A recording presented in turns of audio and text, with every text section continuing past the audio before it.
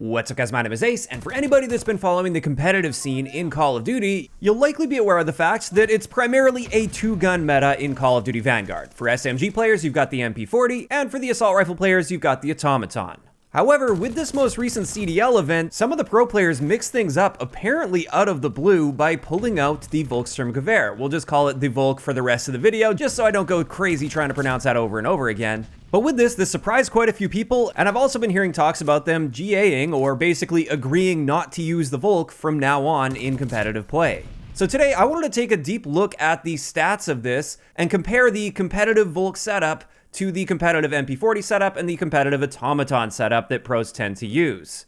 Basically, what I'm trying to discover here is whether or not the Volk has a solid place in competitive play. Is there a good reason for this to be GA'd so they're not using this in competitive play, or would it be a good addition to make it a 3-gun meta rather than just a 2-gun meta?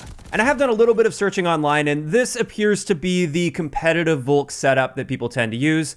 Of course, some people will swap out the odd attachment here or there, but this is the setup I'm using for the testing in today's video. And let's just dive right into it, and we'll start it off with the recoil differences. Starting it off with this Volk setup, you can see it kicks upwards and very slightly to the left, and there is some side-to-side bounce.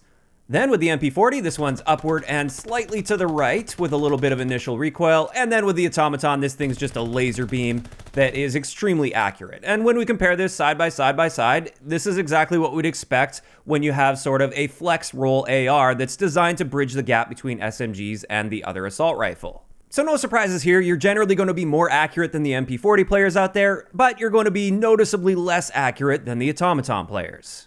After that, let's have a look at our range values as well as our time to kill values to the body with these guns. Keeping in mind, these are the range values with the competitive setups that you tend to see. And as you can see there, this once again sort of falls in the middle. And when we take a look at the specific ranges where each of these guns has the time to kill advantage to the body, the MP40 is clearly the best from 0 to 13 meters with a 200 millisecond time to kill to the body. Then from 13 meters out to about 39 meters, this is where the Volk has the advantage over both the MP40 as well as the automaton. And then beyond 39 meters, this is where the automaton starts to shine when it comes to time to kill.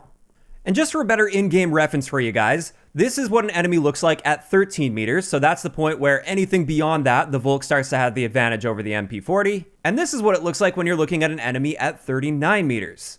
Anything closer to that, the Volk is better than the automaton in time to kill. Anything beyond that, this is where the automaton now has the advantage over the Volk. So just looking at that and then thinking about the average engagement ranges that you'll tend to see in the game, the Volk actually has a pretty nice window here where it is going to have the advantage over both the MP40 as well as the automaton. But it's not like it's to a massive degree or anything, and so far, things are still looking normal for a flex roll assault rifle. This is the type of thing you would generally expect to see. However, this is where the curveball comes in, and I believe this is the primary reason the Volk has been GA'd with the pros. Let's have a look at this same range and time to kill comparison, but now let's factor in one headshot mixed in with body shots in these ranges. And as you can see with the time to kill potential of the Volk, one single headshot mixed in with body shots out to 39 meters gives us a 3-shot kill with a time to kill potential of just 160 milliseconds.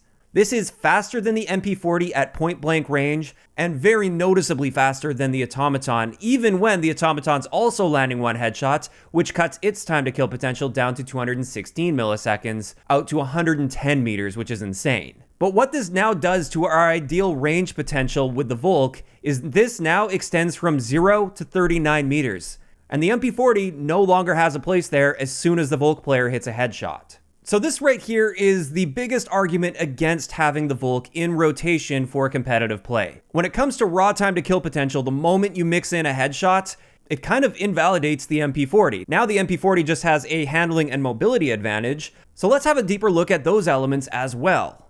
And let's start it off with our aim down sight time. It turns out the Volk and the MP40 have essentially identical aim down sight time values. There's an imperceptible difference here between them, whereas the automaton is noticeably slower. Then when it comes to sprint out time, this is where the MP40 still has a very clear advantage over both the Volk as well as the automaton. Both of those are actually fairly slow in the sprint out department, so that still gives the MP40 a place to some degree if you are sprinting into a gunfight. As for our base movement speeds, this is pretty much what we would expect to see here. The MP40 is the fastest, followed by the Volk, and then finally we have the Automaton. As for our aim down sight movement speed though, this is where we once again have a little bit of a curveball, and things are actually completely backwards here. The MP40 setup has the slowest ADS movement speed, whereas the Volk has by far the fastest ADS movement speed. And this is very fast at 10.5 miles per hour. That allows you to strafe really quickly into a gunfight, and that can really help stack the odds in your favor in a gunfight. And then finally, with the Automaton setup, this is actually still faster than the MP40, which I found to be interesting as well. And this finally just leaves us with our sprint movement speed. I wanted to share that as well, just to see like how quickly people can get from point A to point B.